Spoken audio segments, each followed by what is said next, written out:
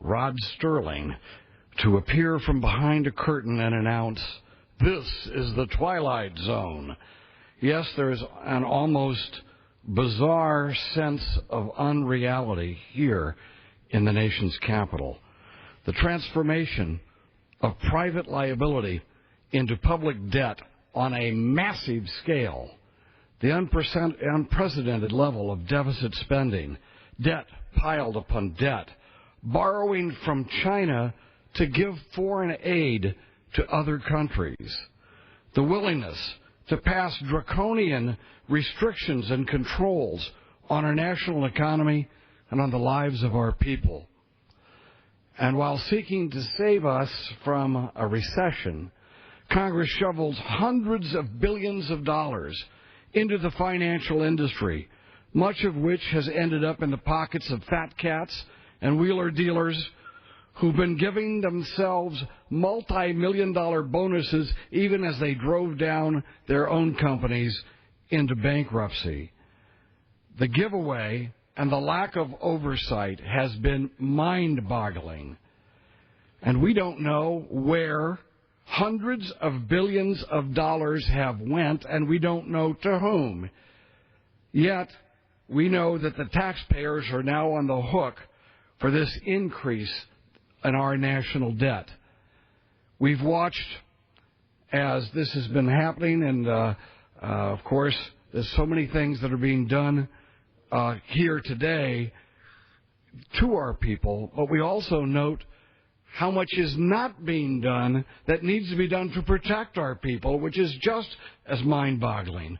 Our nation's borders leak like a spaghetti strainer. Millions of people illegally continue to pour into our country to consume our limited health care. And by the way, we just heard a lot about health care. Why are we not hearing that we should not be picking up the tab for the tens of millions of illegals that have come into this country? But that's not part of the discussion. But millions of people are flowing into our country, and they're consuming the limited health care, education, and other social service dollars that we have. We have limited money, and yet they're taking that money and they're taking jobs from our people, and sometimes they come here and they commit crimes against our people. And our government just sits and lets it happen, even while we're passing all these hundreds of millions on to wheeler dealers in the financial industry. We can't even come to grips with our illegal immigration problem. We can't even build a fence. In California, we can't even build a new water system in the middle of a drought. This, because we are told, is because of a tiny fish, the Delta smelt. So our people will have to suffer because of concern over a little tiny worthless fish that isn't even good enough to be used as bait. So last week, even amidst California's tremendous difficulties, with drought conditions and a shortage of water at near crisis, this House, the House of Representatives, voted not for the people of California, but for a fish. No water for our people, but because if we would give it to the people, that little fish might be affected in a detrimental way. Perhaps the most damaging of the weird policies that I've described is America's longtime commitment not to develop its own domestic energy resources. Even as high energy prices have brought suffering and economic hardship to our people, we have not been developing our own resources. Even as we see dollars being siphoned from the pockets of our people and deposited in coffers overseas, enriching foreigners, some of those foreigners who hate us, while our hard-earned dollars are being extracted from us, massive deposits of domestic oil and gas worth trillions of dollars are untouched, untapped, and unused. Even as California sinks into an economic catastrophe, off the coast are huge caverns filled with massive deposits of oil and gas just sitting there. And even as California cuts and cancels public services to our own people. Billions of dollars of tax revenue could be derived by utilizing that oil and gas that's just sitting there right off our shore. Yet the state of California lets it sit there while our people suffer and the state goes broke. Trillions of dollars have been sent overseas for energy, while at home, no new oil refineries, no hydroelectric dams, no nuclear power plants. As I say, all of this seems a bit bizarre. And it may be a bit bizarre, but it is not meaningless nonsense. Those who've insisted upon these anti-domestic energy development policies know exactly what they're doing. They want to change our way of life, whether we like it or not. So a few decades ago, they grabbed onto a theory, the theory that the world is heating up because humankind uses carbon-based fuels. Read that, oil, gas, and coal. This theory gives them the ability to stampede politicians and even stampede scientists with a certain amount of prodding and promises of being excluded from grants or promises to receive grants. But that theory gives them the ability to get these people, whether they're scientists or politicians, to support draconian policies and mandates, changes in our economy and lifestyle that they otherwise would never dream of considering supporting. All of this is in the name of protecting us from a climate calamity, man-made global warming. Well, the good book says, the truth shall make you free. Well, a caveat might be, and a lie can destroy your freedom. Man-made global warming has given respectable cover to advocates of a tax and regulatory policy that no one would even consider, except, of course, unless it's to take care of an emergency. In reality, the effort behind the man-made global warming juggernaut is the biggest power grab in history. It gives politicos who always wanted to control the behavior of normal people a seemingly legitimate reason to do so, even over those normal people's objections. This power grab was set in motion in the very first days of the Clinton administration in 1993. When the Clinton administration took over, one of the first actions that the administration was to do was to fire Dr. William Happer, a man who dared challenge Vice President Gore. Yes, Dr. Happer believed in science, not in the junk science of radicals, and he was skeptical, although not an advocate of either side in the global warming debate. He didn't fit in, so out he went. From there on, the pattern was very clear, and it's very clear. In order to receive even 1 penny of federal research money, a scientist would have to toe the line on the man-made global warming alarmist theory. Any dissident would be quickly squashed or at least be cut off from any federal research funding. That went on for 8 years. So when approaching this concept of man-made global warming, we must examine the science behind it.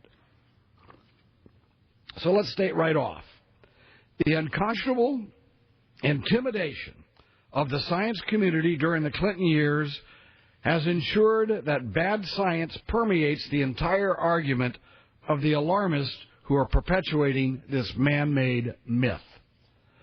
This man-made myth, global warming, is based on bad science, and it's very easy to discern this by the Herculean efforts made by the man-made global warming advocates to cut off all debate on this issue. So not only did we see people in the scientific community being intimidated with the promise of having their research funds cut off. But now, after this and after the presentation of the global warming alarmist alternative, alternative projects and alternative policies, that there has been an intense effort to cut off debate on the issue of man-made global warming itself. That is why in Congress, they are now trying to quickly slip by a drastic, life-altering legislation that is based on the science of man-made global warming. And they want to do this without confronting the basic science. So, if we want to take a look at the science of global warming, the first thing to notice is, why have those people who believe in global warming spent so much effort and so much time and been so abusive in trying to cut off debate? Has anyone ever heard the slogan, "Case closed"? Come on. If you really are honest, admit that is an attempt, and was a huge attempt, to cut off debate. The debate is over. How many heard that? Again, an attempt not to discuss the issues, not to have an honest discussion of the science, but never to discuss the science.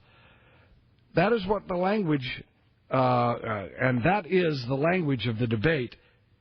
And what we have here is a language of debate and discussion restriction, not the language being used by the advocates of global warming for let's have an honest discussion. The words they use are aimed at limiting and restricting and cutting off debate.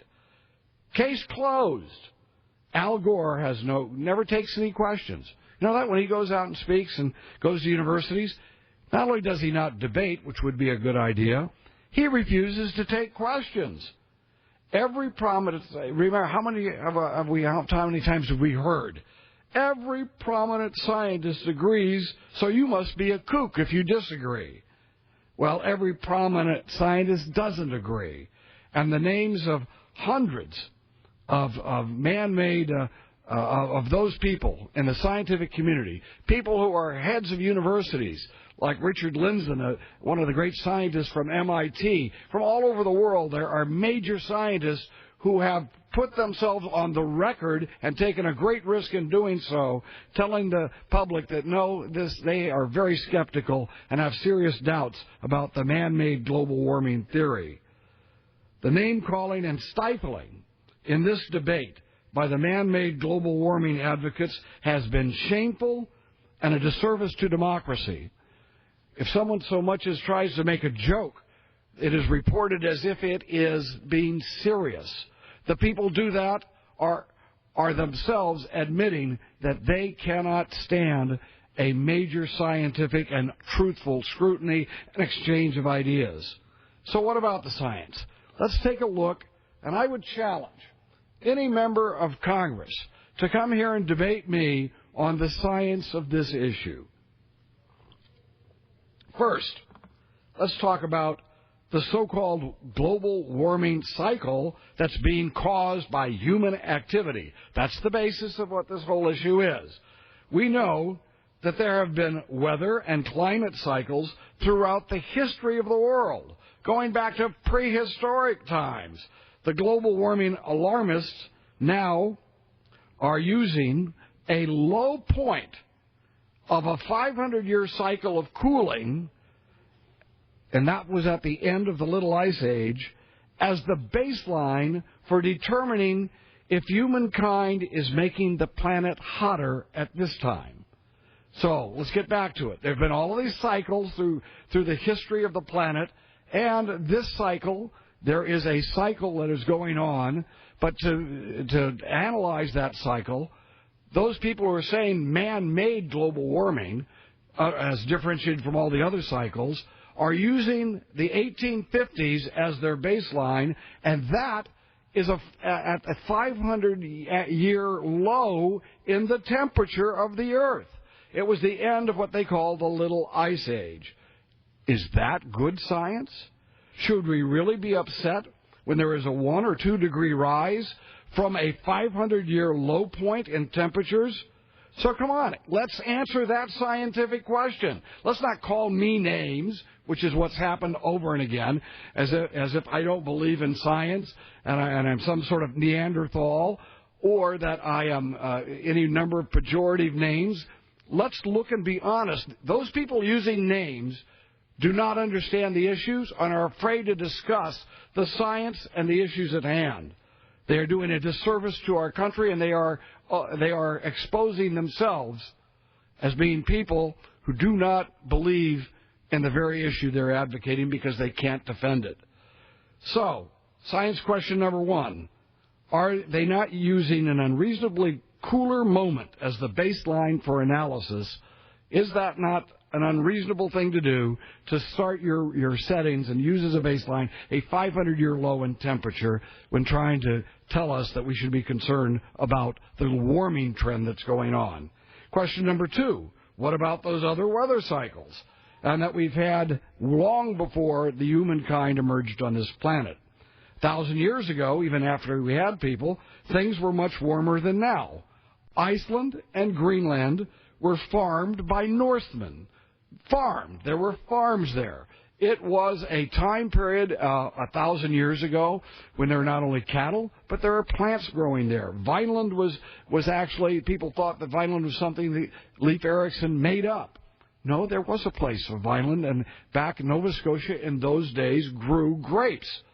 Well, that's because the weather was warmer then, and there was a cycle, as I say. That cycle was the decline in temperature of the little ice age. Was that caused by human beings? How about all the other cycles that have been taking place? Were those caused by human beings? If we see that there were cycles that even happened before prehistoric man even existed, well, then there must be some other explanation. Well, what is that explanation? So, if there were cycles before human beings were a force on the planet, what is the other explanation? Well, it seems to many scientists who believe this that the cycles of climate have followed solar activity. That's why, now get that, the sun is the biggest force of energy on the planet, and they believe, that many scientists believe, that it's solar activity and not human activity that's creating this cycle, just as it did the other cycles that we've gone through long before human beings even existed on the planet. And that also explains why we have cycles monitoring those on Earth that have been observed on other planets. That's right, on other planets. In recent years, we've been treated to the outcries of agony about the melting that is taking place in the Arctic. This is being used to touch people's hearts, to get them alarmed so they will accept the draconian controls that will come from those people who are advocating policies to deal with man-made global warming. They're saying, oh, it's our activity that's causing the ice caps to melt. Well, who hasn't seen these pictures of these polar bears? The poor polar bears on the ice floe, obviously a victim of man-made global warming. Well, not so fast. Yes, the ice cap is retreating. There's no doubt about that. But what about the ice cap on Mars? Yes, right now, at the same time we have our ice cap that is retreating, the ice cap on Mars is retreating at exactly the same time, and it seems to be mirroring, paralleling what's going on in the Earth. Doesn't that indicate that it might be the sun and not somebody driving an SUV or using modern technology that is creating such a cycle? It's creating the situation that left the bear in a warmer climate? Well, if so, let us note this. If it is indeed caused by the sun, and yet we've had all of this propaganda trying to touch our hearts and get us not to think but to feel about the poor polar bear, let us note that if it is the sun and it's not us, then that polar bear is the victim and has nothing to do with man-made global warming, but is being challenged, just like animals have been challenged throughout the history of our planet, by climate cycles. And by the way, let me just note this. How many have not heard that the polar bear is becoming extinct? The polar bears are not becoming extinct. In fact, the number of polar bears on this planet has dramatically expanded. There are 4 to 5 times the number of polar bears on the world than there were in the 1960s. But you would believe, from what you've seen and the movies and the ice caps melting and Al Gore showing, by the way, a piece of styrofoam that was breaking off in a movie, presenting to us as if that's the ice caps breaking off the Arctic. No, you'd think that it was that the polar bears were doomed and that we were to blame for it. Well, here's another scientific challenge. Okay, if we have cycles already, if the ice is melting on Mars just as it is here, what's the science behind this claim that mankind is causing the climate cycle, if there is a climate cycle, and what climate cycle it is? So let's have an answer to that. Let's not call me names. Let's not say, which someone did, the polar bear, I remember reading this on the Internet, the polar bear is near extinction, when that is clear from many other sources, which we're happy to provide, that the polar bear population is actually going up. But besides that, that's not the point.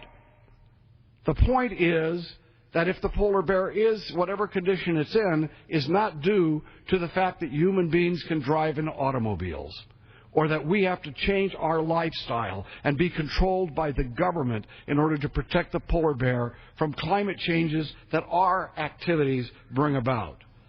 Man-made global warming theory, and my colleague from Texas, if he'd like to step in for a few words, I'd be very happy to have him. I certainly appreciate my friend from California yielding. With regard to the polar bears, in Natural Resources Committee, we had been hearing that by 20 years ago we were up to under 12,000 polar bears in the whole world, and now we know there are over 25,000 polar bears in the world. They're doing pretty well, but as we know, and there's some friends here from Texas, in Texas we have a problem with overpopulation of deer, because they don't know when to stop overpopulating, and so we have seasons to help keep them from starving themselves to death. So it is a little misleading to see the ice cap breaking off and the starving mother bear and the cub. That's heartbreaking, and apparently it's heartbreaking enough that millions of people, or at least millions of dollars, come flowing in, and you kind of hate if you've got millions of dollars coming in from people that feel bad about the polar bears. And by the way, the Bush administration was asked to say that the polar bears were should be on the endangered species list. But the Bush administration knew they were increasing, just like you were saying. And so what they did was compromise and allowed polar bears to be listed as threatened, even though they're increasing in population. But I'm pleased the polar bears are doing well, and hopefully we won't have to open up additional seasons, that they will moderate their behavior. But we also saw with the caribou, people talking about how terrible it is to produce oil in Alaska. And we heard that if they ever put that pipeline up to Prudhoe Bay, it would kill off the last 2,900 caribou that were in the area, that we just couldn't do that. It would destroy their mating habits. Turns out caribou now, when they want to go on dates, invite each other to go to the pipeline on cold winter nights, because that oil is warm going through the pipeline, and it makes them amorous. And now we're up to 30,000 caribou in that herd. So it turns out man and caribou and polar bears can do just fine, but it does remind one a little bit of the scare that went across the nation about chlorofluorocarbons. Just as the Freon patent was coming up, and lo and behold, we had to outlaw CFCs. They were destroying the ozone layer. And it turned out, we found out that one eruption of Mount St. Helens put 1,000 years worth of CFCs into the atmosphere, one eruption. So sometimes I think that we think much too highly of ourselves as human beings and the effect that we have on the world and on the globe, when actually we do need to be good stewards of this wonderful planet. But we also should not be fearmongers that scare people out of doing things to help themselves and their families. And I appreciate so much my friend from California. Well, thank you very much, and I appreciate my friend from Texas reminding us of a past scare that proved not to be based on science. And I remember that I was about the cranberries. I couldn't eat cranberries for 2 years because that caused cancer. I remember when they took cyclamates off the market to the cost of $1 billion for the industry. Then 20 years later found out that that was not legitimate. I remember during the Reagan years, the same sort of intensity now being used on global warming was being used to advocate that we have to have massive controls on our economy based on controlling acid rain. And what happened to that? Ronald Reagan held firm. There was a scientific research project that went through for a $500 million science research program that showed that, yeah, there's a little bit of a problem with acid rain, but not very much. And, in fact, it was not the threatening force that we were told at that time, which would have cost tens of billions of dollars if we tried to use their agenda, what was being put forth in order to, quote, stop acid rain. Well, the man-made global warming theory, again, is like that. And it is based on another scientific factor, and that is CO2. So let's talk about CO2. CO2 is a part of what's in the atmosphere. CO2, carbon monoxide, is a minuscule part of our atmosphere. So CO2 is part of the atmosphere, but it was always considered a very small part of the atmosphere. And let me just make sure we get this right, that CO2, most people believe that it is a large part of the atmosphere, because I've asked them, but in reality, it is less than 0.04%. So what we're saying is it's much less than 0.1% of the atmosphere is CO2. And so with that rate, at basically what we're taking a look at that, 0.1%, and 80% of the CO2 in the atmosphere is not traced to human activity. There has been, over the years, times when CO2 was going up. Now, we're being told that CO2, the rise in CO2, is causing the atmosphere to warm. But we have times when CO2 was going up, but it didn't seem to affect the climate of the planet. For example, man-made CO2, if it causes warming, why is it that CO2, mankind was using much more CO2 in the 40s and 50s and 60s, yet as the CO2 was rising, there was an actual cooling going on in the climate? Okay, so let's hear about the science about CO2. Why is everyone afraid to try to look at the specific science? If CO2 causes warming, why, when there were dramatic times of CO2 increase, that the Earth got cooler? I had one person suggest that the pollution in the atmosphere completely overwhelmed the, quote, greenhouse effect during that particular time period. Well, if that's true, then that what we have to say is the Clean Air Act of 1970 is directly responsible for man-made global warming. Does anyone believe that? No. Or, of course, and by the way, again, anyone telling a joke or trying to make humor is always reported as if I'm being serious, and whether that person is being serious or not. So here's another scientific challenge. The recent study shows over 80% of America's temperature and weather stations, the monitors who've been collecting the information that's being passed on to us by the global warming, man-made global warming advocates, that 80% of these stations have been compromised and are faulty in the information that they're providing. The numbers have been skewed.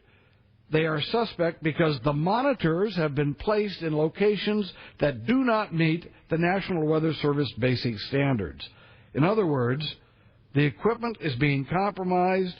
The figures coming out of the equipment cannot be relied upon. And our system, with its 80% of the monitors that do not meet the standards, has been heralded as the best in the world. So think about that. What's going on in the rest of the world when we're talking about here? We're talking about a 1 degree, of course, rise in temperature from the depths of the mini ice age, and yet now we have these monitors that even today, even by today's standards, are substandard. And that's by today's standards, not back in 1860 or not in other parts of the world. So what's that about? How's that for a scientific challenge? If the data is being based on monitors that don't meet scientific standards, either today or in the past, how can we pass laws with taxes and controls on our people if the so-called problem is based on bogus or absolutely unscientifically obtained numbers? And even with the current methods of collecting data, we have been warned time and again of dire predictions. So the numbers themselves are suspect, but those people have been warning us about those numbers over the last 20 years, have been spreading incredible alarm. I mean, that is exemplified by Vice President Gore and others. The temperatures, we were told over and over again, we're going to climb, and they were going to continue to climb, and then it would reach a tipping point, and then the temperatures would really jump up. Well, wake up. Let's talk reality here. Again, let's talk science. Let's quit trying to say case closed. Let's not give speeches but never take any questions. Let's quit saying that all the scientists agree when there are scientists all over the world disagreeing. They were wrong. When they said that there was going to be a continued climb in the temperature, they were 180 degrees wrong, much less having reached a tipping point, which then jumped the temperature of the world by even a larger amount. It has not gotten warmer for over a decade, and it looks like it's still getting cooler. Now, that is totally contradictory to the predictions of the alarmists and those media people around the world who push that idea. Totally contradictory to what was aggressively told us, to what was foisted off on the American people and people throughout the world. They were totally 180 degrees wrong. Please, let's talk about the science here.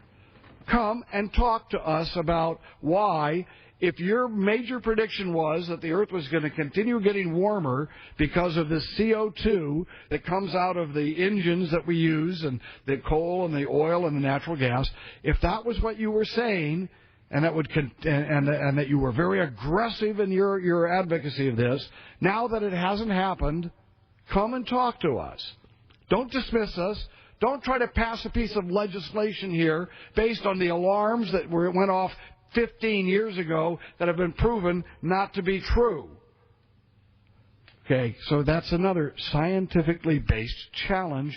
Again, not just ignored, but I would say that this is the arrogance behind never answering these type of science charges remains evident. Please don't ignore it anymore. Please, let's respect each other, and let's get away from this basic idea that you can just shut off debate. But let's pay attention to what the debate was like before, if there was any debate. There was just a one-sided debate because people weren't able to get any government grants, so you had a one-sided drumbeat going on. But those people were aggressive in that man-made global warming was being caused by CO2, and we've got to control human beings for this. Well, by the way, they don't even use the words global warming anymore. Think about that. We have a situation that people who were just aggressively and putting down anybody who disagreed with them about man-made global warming, now they use the word climate change. Now, if I am proven wrong in a point, like if I will be proven wrong at any point in this speech, I will apologize and I will change my position. I won't try to change my wording so it sounds like I was never wrong in the first place. These people were wrong. Remember it. Every time they say climate change, remember that that is an admonition that they didn't know what they were talking about before. Man-made global warming. Their dishonesty is underscored every time they use the phrase climate change. Now, no matter if it gets warmer or if it gets cooler, they can tell us that that backs up their theories and we should do what they say because now, whether it's warmer or cooler, they've been proven right because they were saying and they were predicting nothing. Well, they believe they should have the power to tax and control us, even though the preponderance of evidence shows that the cycles that we're talking about were not global warming cycles created by human activity or even a cooling cycle created by human activity, but instead something that's based on solar activity. Let me note this. The gang that told us that human activity was causing the planet to warm and to dramatically heat up, now, as I say, they're using the word climate change, which, as I say, is an admission of something. But what is it an admission of? If they were saying global warming, now they say climate change. It is basically an admission that, yes, for 10 years, the world has been getting cooler. So, if human activity through CO2 was making it warmer, then maybe it is a good thing that human beings will mitigate the cooling cycle. Because now they're sort of admitting we're in a cooling cycle because they say global, climate change and not warming. So if they said that our activity was going to make it warmer and now they've admitted they were wrong because they're using a different word and it's actually getting cooler, then with the human activity that they were complaining about before that was making it warmer, well, logically then, shouldn't Al Gore and these other people be advocating more fossil fuel use? Anybody who advocated global warming before and now says climate change is admitting that it's cooler now, that maybe we are in a cooling trend. Well, if they believe that human activity made things warmer, maybe they should be advocating that we use more fossil fuel to mitigate the problem of a declining temperature of the planet. So all of Al Gore's scientific mumbo-jumbo is deceptive. And the contention that all of the prominent scientists that agreed with him was not true, wasn't true then, and is especially not true now.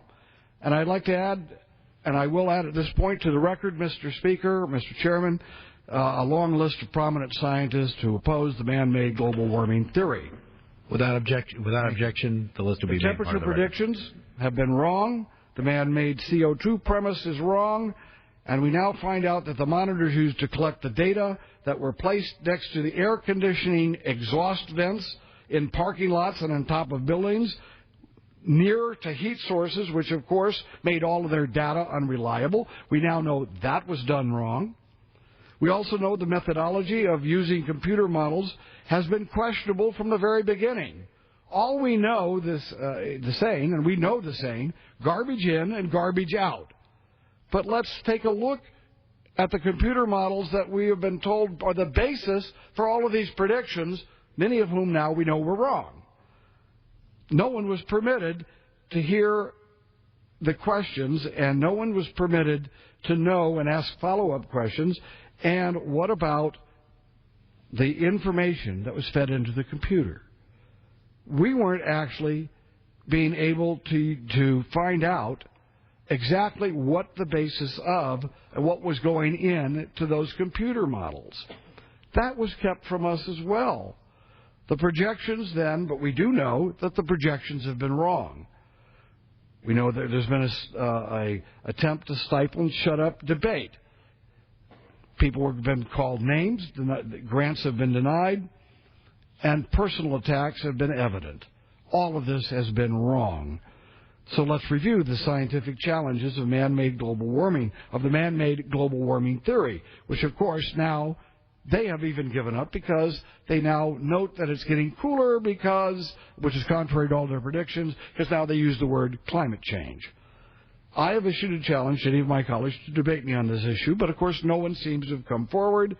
But yet, these very same people who refuse to debate the science will vote for draconian legislation that will implement the recommendations of global warming alarmists, even though these people have not stepped forward to debate. They'll vote for the program that these alarmists have been advocating. Now, I'm afraid that we should have some confrontation of ideas here and an honest discussion, and this issue has not been honestly discussed in terms of the science. The baseline comparison I just noted started in a 500-year decline. It was based at the bottom of a 500-year decline in temperature. Science measurements were partly or severely flawed by monitoring systems that do not meet minimum acceptable standards. Past climate cycles were frequent even before the emergence of mankind. Cycles like the retreating of polar ice caps that we are shown all the time to touch our hearts so that we won't think but we'll feel. Those solar ice caps and the retreat of the solar ice caps are very similar to the cycles on other planets, especially the planet Mars, for example, suggesting that solar activity rather than human activity is the culprit. Increasing levels of CO2 did not cause warming back in the 40s, the 50s, and the 60s, even the 70s, when there was large increases of CO2. Yet we're told now that the CO2 was causing the world to get warmer, but yet more CO2 has even been produced, and for 10 years we haven't had a warming. Now that man-made global warming has been driven into the public consciousness, the alarmists have the leverage right here in Washington. I can talk all night long, but no one's going to confront the science on this, as rotten as the science is. So right here, where there's a price to pay when the American people have been lied to in a big way. If the truth will make you free, lies will enslave you. There's a price to pay, like, for example, the millions of children dying in third world countries of malaria, all because we wanted to prevent the use of DDT. And why did we want to stop DDT? Because bird eggshells were thinning out, we believe, because of DDT. And thus millions of children in the third world have lost their lives to malaria because birds were more important to those who made policy than the millions of children in the third world who are going to die as a result. Remember, there is a serious price to pay for listening to irrational alarmists. And now all of this confronts us, and there is a bill to be voted on this week called the American Clean Energy and Security Act of 2009. I call it the Destroy American Jobs and Use Candles Act. It is a bill, of course, that's based on the theories of the global, man-made global warming alarmist that I have just demonstrated is totally flawed and wrong science, and a science that these people refuse to get up and defend. This bill, of course, comes at exactly the wrong time, and its negative consequences will be ever more severe in economic hard times, as we are suffering right now, than they would be if we were in times of prosperity. Even if it was true that man-made use of CO2 was causing a global warming, this wouldn't be the time to try to implement it at a time when we're going into such a recession and depression. Maybe we are like the third world children in the minds of the people who are going to vote for this horrible legislation.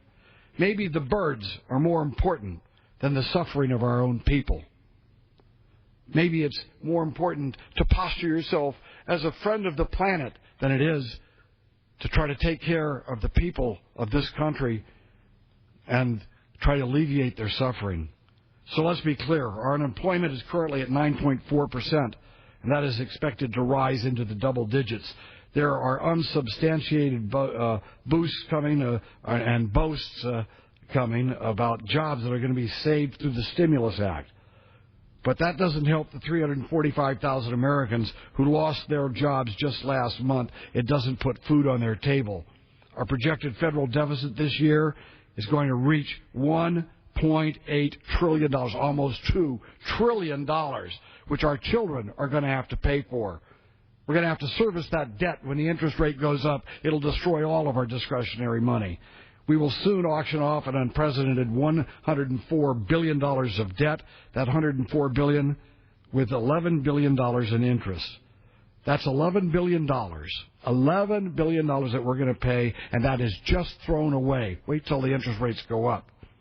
This $11 billion won't save anybody's job or pave any roads or provide any health care. It'll just be used to continue our massive level of deficit spending. And yet, excessive taxation and regulation mandates are now being proposed in Washington to deal with man-made global warming, which is a total fraud, as I have demonstrated, and which they admit because they are unwilling to debate the basic facts of global warming, the scientific facts that I have over and over again, and myself and Senator Inhofe and others have over and over presented, but instead we are called names and belittled by this arrogant group that just has in mind they want to tax and regulate and control us, and they always have.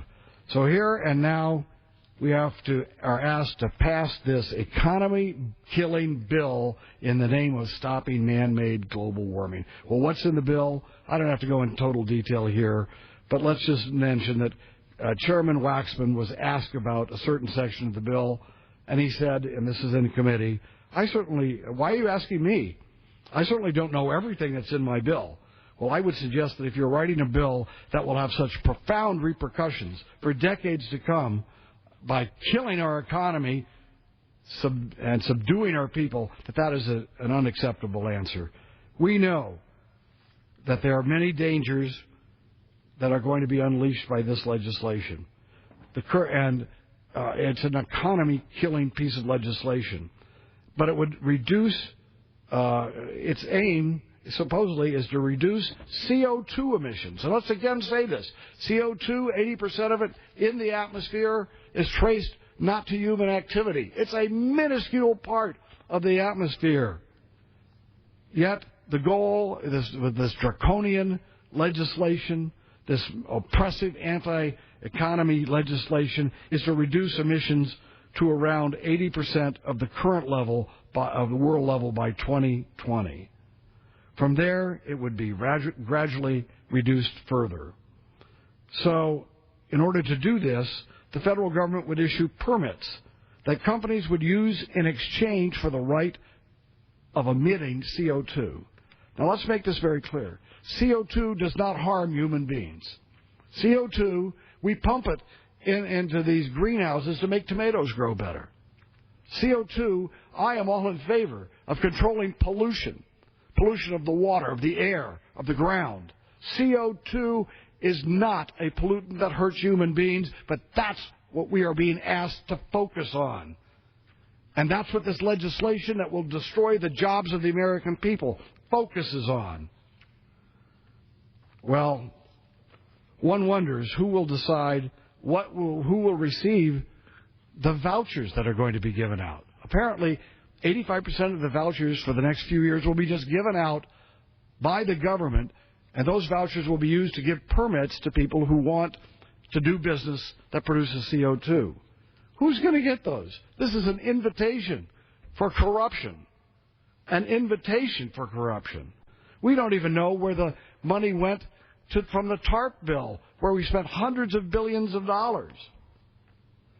So, let's remember that this bill will have a dramatic impact on our economy and the American family. There will be over $1,600 in new taxes per American family by this legislation. And all the jobs will then go to India and to China. That's what we're doing. We're taxing our people, regulating our business, and encouraging our businessmen then to go to China and to India.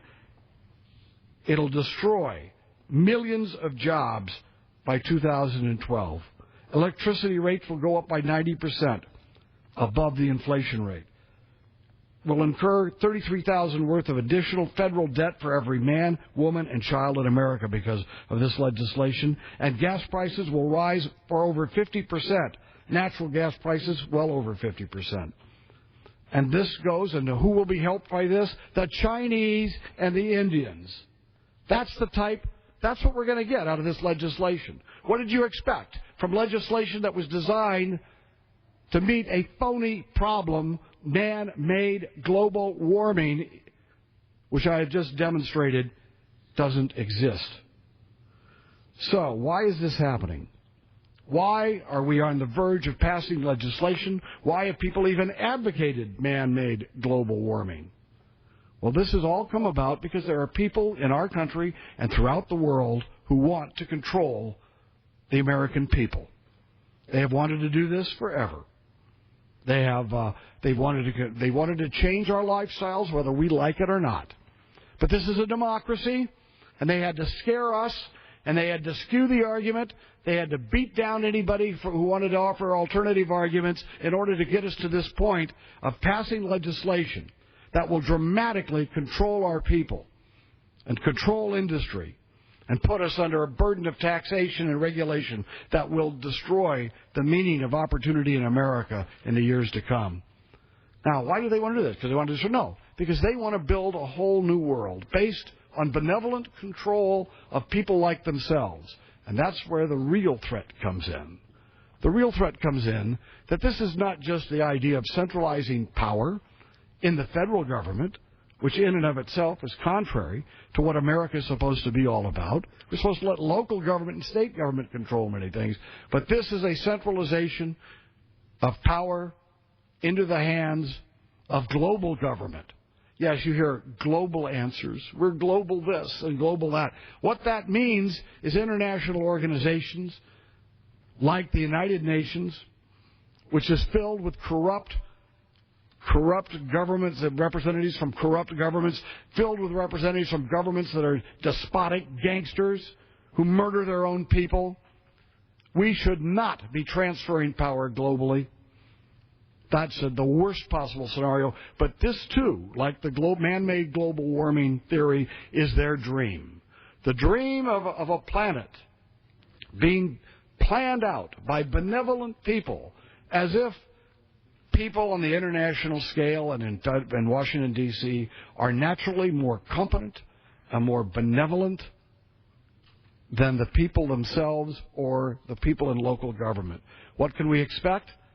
Yes, as this moves along, this is the first major step. This bill that will be coming up this week, the cap and trade bill, based on on fraudulent science, this will be the first step towards what? Towards centralizing money and power in the federal government. The next step is centralizing that power globally, all in the name of benevolent ends, all in the name of stopping this horrible threat that's hanging over our heads. Man-made global warming. Of course, they don't use that anymore again. Remember, every time the word climate change is used is an admission that the people who advocated man-made global warming were wrong all along. So I would suggest that this is the time for the patriots to stand up to the globalists. This is the time for us to say, we don't want this legislation. It will be harmful to our families. It will centralize power and money and resources in the federal government. It will destroy our economy at a time when people need jobs and a stronger economy. It will actually help the Chinese and the Indians more than us, all in the same benevolent, motivated activity, which is very similar to the ending of the DDT, use of DDT, which caused millions of children in the third world to die. I don't care if people are benevolent. I don't care what their motives are. If their motives are benevolent, what's important is whether they're rational and whether they're right. And I have pointed out in this speech numerous examples where the science is wrong. And I would suggest that the theory that government, big government, controlling our lives is the way to solve our problems is also wrong. And it will lead to us not to more prosperity and not to more liberty, but a diminishing of the liberty and prosperity of our people. Again, wake up, America. It's time for the patriots to act. We still have time to turn this around. We have seen $4 trillion being given out, $4 trillion of private liability put on our shoulders as public debt in this last year. This is a tremendous centralization of power. We will not give up our freedom and let this happen. We are not powerless. This is still a democracy. People need to call their member of Congress. They need to call their senator and say, man-made global warming was a hoax. It was not something that we should be basing a centralization of wealth and power in the federal government, and certainly not something that we should be getting involved in order to enrich the power of the United Nations and other international bodies. I would invite my fellow Americans to get involved in the system. If one does not get involved in the system, we will not go the right way. And I will say that in our country's history, it has always been the intervention of the American people at the right moment that kept us on the right track. It wasn't just sitting back and allowing special interests, like is so evident in this cap-and-trade legislation that will be voted on later on this week, let them write the legislation, let them control what sounds like a benevolent-sounding initiative which will wreak havoc on the life of the American people. If they want to control us and change our lifestyle, let them convince us. Don't let them control us and take away our democratic rights. So with that said, I would offer the rest of my statement for the record. Without objection, and it will be made part of the record. Permission to revise and extend my remarks. Without objection. Do you want me to say anything else at this point? About adjournment? Does the gentleman yield back? I yield back the balance of my time. The gentleman from California yields back. For what purpose does the gentlewoman from Maine rise? Mr. Speaker, I send to the desk 2 privileged reports from the Committee on Rules for filing under the rule. The clerk will report the titles. Report to accompany House Resolution 572, resolution providing for consideration of the bill, H.R. 2647, to authorize appropriations for fiscal year 2010 for military activities of the Department of Defense to prescribe military personnel strengths for fiscal year 2010 and for other purposes. Report to accompany House Resolution 573, resolution providing for consideration of the bill, H.R. 2892, making appropriations for the Department of Homeland Security for the fiscal year ending September 30th, 2010, and for other purposes. Refer to House calendar in order to print it.